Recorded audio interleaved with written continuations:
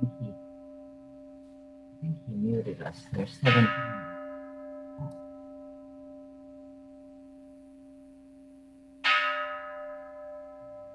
Show the Bodhi tree. Should I,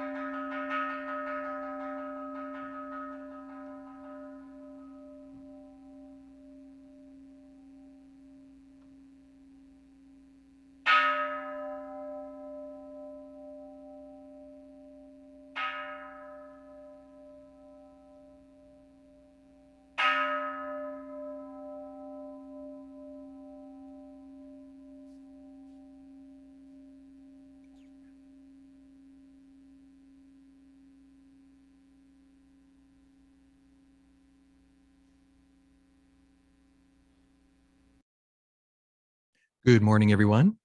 Welcome to our Dharma family service here at Buddhist Church of Oakland.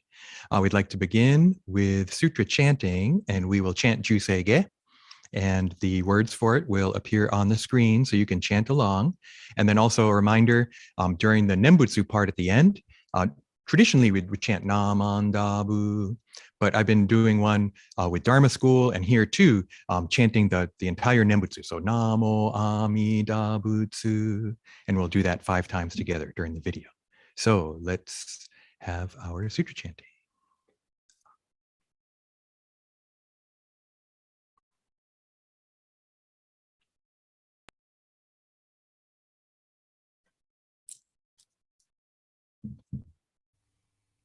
Namandam, namandam, namandam, namandam.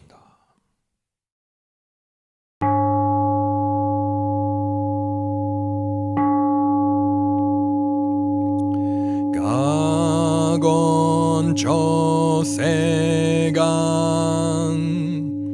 hishimu jodo shigan fumanzok seifu joshogak gaomunyoko fuidai seshu fusai shobingu seifu joshogak gashi jobutsudo myosho chojippo kukyomi shomon seifu joshogak ryokujin shonen 上主凡行しぐむ浄土一生天人師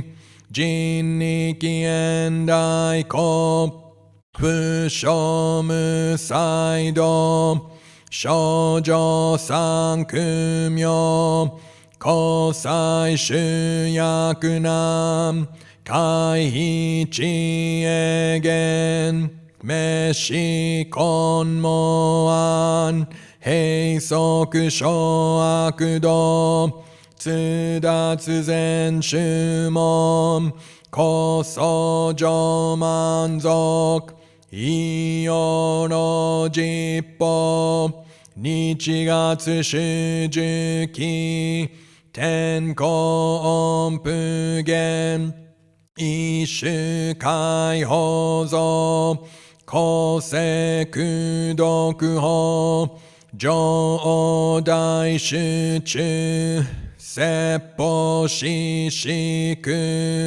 供養一切仏具足主徳本元年出上満徳意三害用如仏無下地通達未不詳願学エリック都市最小尊志願略国家大仙王感動国書天人東鎮妙見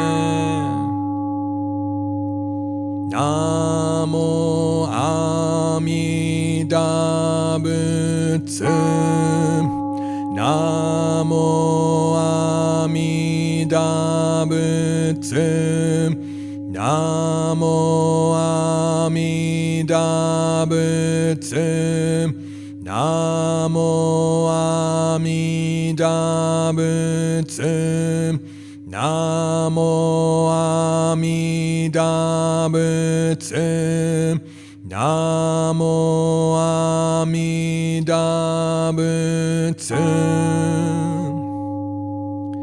願にしく徳平等性祭道本菩提心往生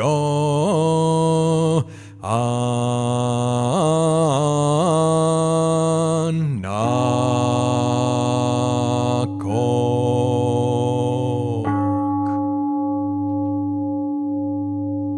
Namanda, namanda, namanda, namanda.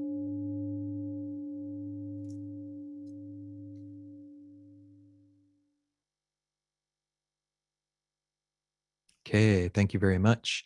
So what do you think of doing the Nembutsu kind of differently, huh?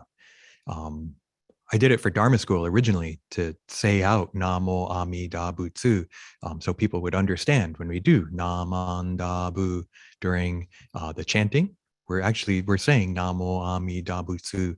You can say it either way, Namandab, Namandab, and that's what I did at the end and the beginning of the sutra chanting. But we can also say, and we should know, that is Namo Amida Butsu. I take refuge in Amida Buddha. Okay, next let's do the three treasures. The three treasures. Hard is it to be born into human life, now we are living it. Difficult is it to hear the Buddha Dharma, now we hear it. If we do not deliver ourselves in the present life, no hope is there that we shall be freed from suffering and sorrow in the ocean of birth and death. Let us reverently take refuge in the three treasures of the truth. I take refuge in Buddha. May we all together absorb into ourselves the principle of your way to enlightenment and awaken in ourselves your supreme will. I take refuge in Dharma. May we all together be submerged in the depth of the doctrine and gain wisdom as deep as the ocean. I take refuge in Sangha. Sorry. I take refuge in Sangha. May we all together become units in true accord in your life of harmony, in a spirit of universal oneness, freed from the bondage of selfishness. Even through myriad ages of kalpas, hard is it to hear such an excellent, profound, and wonderful doctrine. Now we are able to hear and receive it. Let us thoroughly understand the true meaning of the Tathagata's teaching. Namo Amida Butsu. Namo Amida Butsu. Namo Amida Butsu. Namanda, Namanda.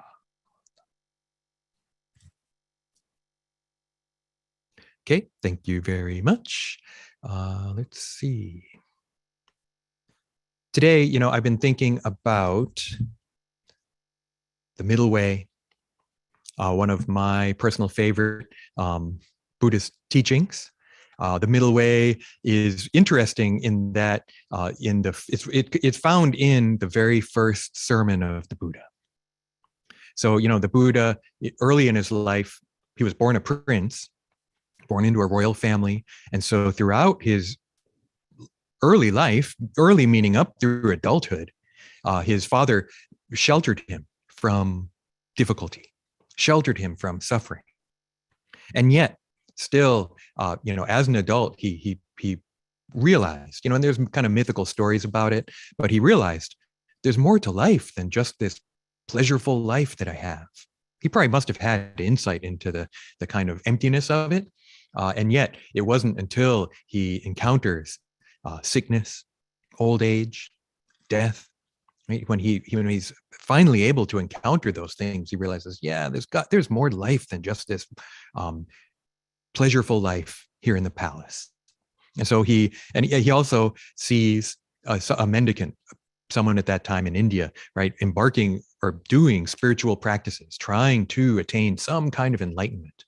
So Siddhartha goes off and he leaves the palace, cuts off his hair, takes off his royal clothes, just puts on some rags and leaves and embarks on a journey, right, for several years of doing difficult ascetic practices, starving himself, right, kind of denying the body, even denying the mind, hoping to find some kind of awakening, some kind of relief.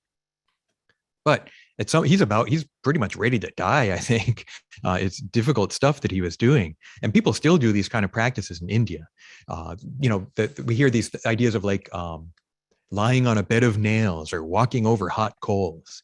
And those are kind of these tropes in our life, in modern life, but they come from India, I believe. And they come from some of these difficult practices that people would do to try and attain some kind of spiritual heights. So he does these difficult things and then realizes, the life in the palace, the life of pleasure wasn't the way. This life of difficulty and asceticism and self-denial is not the way either. And sits under the Bodhi tree, what we come to call the Bodhi tree, and is given some food, which normally it's some yogurt or milk, right, that normally he would not eat in the path that he was on, this difficult path.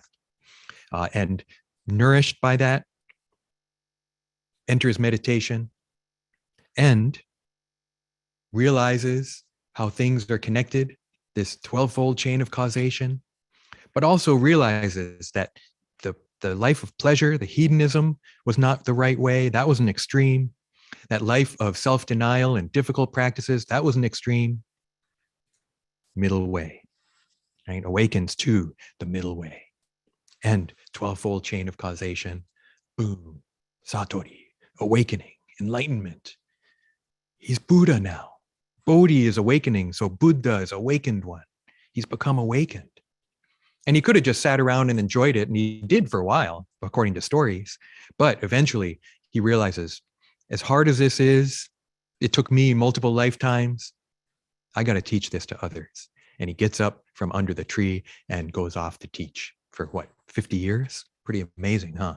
Especially considering the time. So the first sermon after his awakening, he gets up and he encounters his previous friends, right? They don't consider him a friend anymore because he quit. He stopped doing those difficult practices. He was doing it with a group of people, 5 or 6 people, right?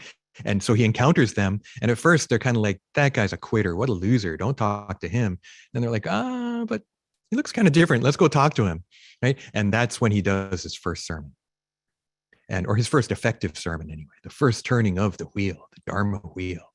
Right? And he teaches the Four Noble Truths and the Eightfold Path, right? As a path to get there, to this removal of suffering, right? That life is suffering and it has a cause. If you can get rid of the cause, you get rid of the result, right? It's not fate. It's not, it might be difficult, but you're not doomed forever, right? That there is an escape from this suffering. That's one of the key insights, I think, of the Buddha. People talk about karma, and karma is hard to escape from, but Buddha teaches, but you can, right? Some religions have idea of, or not even just religion, right? But fate. You're just, you're fated for this. Sorry, there's no way out. Buddha says, wrong, there is, right? That we can move beyond just suffering.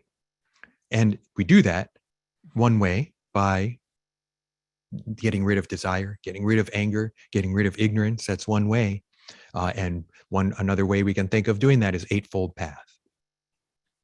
But an Eightfold Path, symbolized by the Dharma wheel, you can see on my robes here, right? And the 8 spokes for the 8. And it's 8. It's a lot of things to remember, but a lot of it is thinking, right? To try and be aware of my thoughts and my views. Speaking, to be aware of my words. And conduct, to be aware of my actions. The 3 bodily actions of thought, mind, speech, and body, or we might say body, speech, and mind. Okay? So realize, wow, yeah, my life. I'm thinking about stuff. Something happens and I immediately have thoughts and judgments. Right? I might even say something. I might even yell at the person that just did the thing that I saw. I hear that out in the street all the time, right? I might even go so far as to do something. That's all I can do. Bodily actions, right? Words, and thoughts. That's me, right? And so try to have right thought, try to have right speech, try to have right conduct, right? Is one way we can do it. That's really hard, right? We're living 2,500 years after the Buddha. I'm sure, the things, well, in some ways, the things that people do and think and say are very different now than then. We have a lot of other things to deal with, the internet, social media, all that kind of stuff, right? And yet in other ways, maybe that's very similar, right? I think that Buddhism actually is very relevant to what's going through now. But the thing, getting back to my original thing that one of my favorite Buddhist doctrines, middle way, the middle way, right? This middle way, Buddha says, is the Eightfold Path. The Eightfold Path is the middle way. Later on, the middle way is explained as emptiness in Mahayana Buddhism, right? So the middle way can actually be many things. It's actually, I think, really flexible. And to try and find this middle way in my own life. I remember growing up, I'm half Japanese, half white. My mom was from Japan. My dad was from the United States, right? American citizen. Although my mom became an American citizen before I was born, right? But culturally, I grew up with a Japanese mother, right? And American father. And it was not always easy, right? Being a kid, my mom would call me Hari-chan, Hari-chan, Hari-chan, right? And my friends would come over. And I remember one of my friends was like, why does your mom call you Harry John? And I was like, she's not calling me Harry John. She's calling me Harry Chan, right? Chan is like san, or right. It's a way to refer to people close to you, especially kids maybe, or right. So she would call me Hari Chan at home, right? And it was kind of embarrassing, to be honest, right? And yet, thinking back, I have fond memories of it now. And I learned Japanese much later in my life. But being part Japanese growing up in the United States wasn't always easy. Right? And then going to Japan for high school, but being American in Japan, and then coming back and, wondering after living in Japan and being in college and wondering myself, am I Japanese? And I didn't have an answer for a long time. I learned, yeah, I'm part Japanese. I've got Japanese aspects to me that I got from my mom. I think I'm also very American in some ways and stuff that I got from my dad. And so finding a middle way was not easy, but it's something I was able to do in my life, and partly due to Buddhism. Buddhism really helped me with that. Maybe Buddhism is, in a way, do you have to be Buddhist to appreciate the middle way? Maybe you could find the middle way in your own life without ever having heard of Buddhism too. But what I like about Buddhism is that it's openly addressing this stuff. It's providing it as a possible answer, right? And the middle way is a path, a way, right? It's a way that I can walk. It's something I can do in my life. It could even maybe be one of my fundamental prime organizing principles. I don't know. I just thought of that. It's not very eloquent, right? But how am I living my life? What is my life? Well, one way could be I'm walking a path. I might not be there yet. Last time I talked about not feeling good enough to be Buddhist, but that's not the point. You don't have to be perfect before you can be Buddhist. You don't have to say, I'm going to walk the middle way. Now I have to walk it perfectly. No, you're going to go back and forth, back and forth. Once again, I'm inspired by the weather. Not always happy with it, but inspired by it, right? With Ohigan, we've passed Ohigan. So that time of balance, we're getting further and further away from the equinox towards winter, right? Towards the winter solstice is our next landmark when the night will be longest. But we're still at kind of this time of balance. And yet I could sit out there one day, beautiful fall day. This is perfect. And then inches up to the 80s. Okay, it's getting kind of warm. 3 or 4 days later, it's getting kind of hot, right? And then 50 degrees at night, 60 degrees in the day. What's going on, right? This is not balance, right? This is kind of extreme shift from one to the other. Not as extreme as it could be, right? But, right? Now we're getting back to 50-degree nights, 70-degree days. So it's getting kind of back to more balance. Isn't that me? Don't I swing back and forth through all these different things? Times I find when I'm calm, right? Even when things don't go my way, I feel like I can deal with it. Other times when, no, I don't like this at all. Come on, what's up? This isn't good, right? Getting frustrated or angry or sad. But it's okay, because middle way as a way to walk, right? And realizing, whoa, I'm over too far to one side, or, and then if I can bring that to mind, remember that can help me find my way back. Now, of course, I've declared myself a middle way Buddhist recently, but that's totally in the context of Jodo Shinshu. I'm a Shin Buddhist. Right? I follow this teaching of Shinran Shonin, saying the Nembutsu, Namo Amida Butsu, hearing the call of Namo Amida Butsu. Namo Amida Butsu is also Amida Buddha calling to me. It's okay to not always walk the middle way. It's okay to get angry, to get frustrated, to get sad. Right? And yet, not getting stuck there, although I may. Right? But you don't have to get stuck. Namo Amida Butsu, calling me back to the middle, right? Calling me back to this orientation, right? Rather than wandering aimlessly in samsara, what's the sports team that's winning now? What's the thing that I need next? What's the this that they're telling me I need to do or need to buy or need to say or whatever? Right? Get called back to this orientation towards the Buddha, called back to walking this middle way between extremes. I want to thank you very much for joining us today. And why don't we conclude with reciting the Nembutsu. So we can put our hands in Gassho. Despite the difficulties of life not always going my way, reorienting myself towards the middle way, heeding the call of Amida Buddha. Namo Amida Butsu. Namo Amida Butsu. Namo Amida Butsu. Namam Davits, Namam Davits, Namam. Okay, thank you very much. I'm going to hand it over for announcements to Hondo. Thank you, Sensei. All right, I'll share my screen.